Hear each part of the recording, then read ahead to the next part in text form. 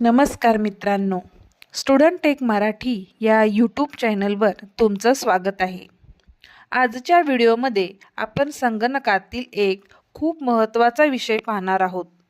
System software आणि application software म्हणजे काय, त्यामधील फरक, उदाहरणं आणि उपयोग सगळं सोप्या मराठीमध्ये समजून घेणार आहोत.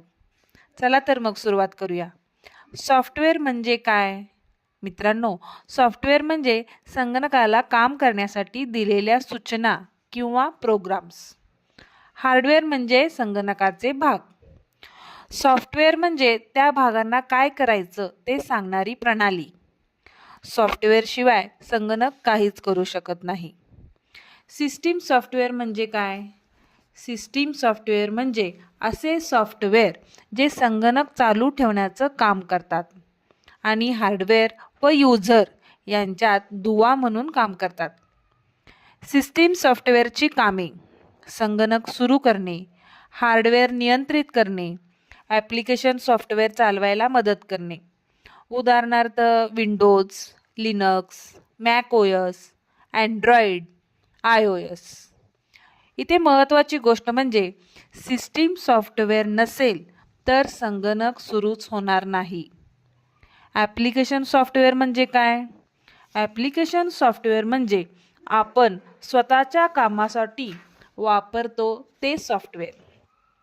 ॲप्लिकेशन सॉफ्टवेअरची कामे: लिहिणे, गणित करणे, चित्र काढणे, गाणी ऐकणे, व्हिडिओ पाहणे. उदाहरणार्थ MS Word, MS Excel, PowerPoint, Paint, Google Chrome, VLC player, WhatsApp ही सगळी ॲप्लिकेशन सॉफ्टवेअरची उदाहरणे आहेत.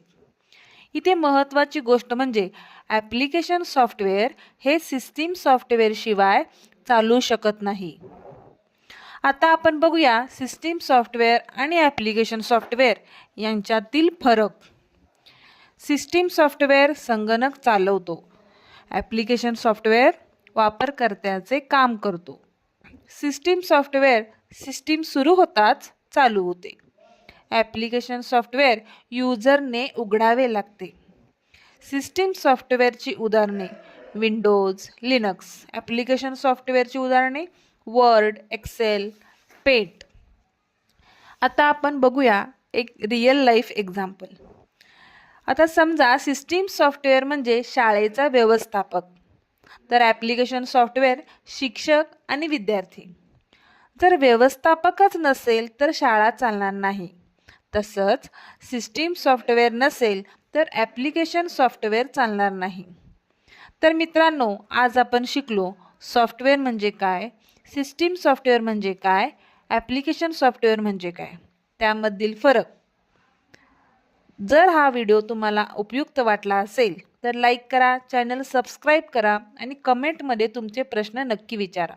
धन्यवाद.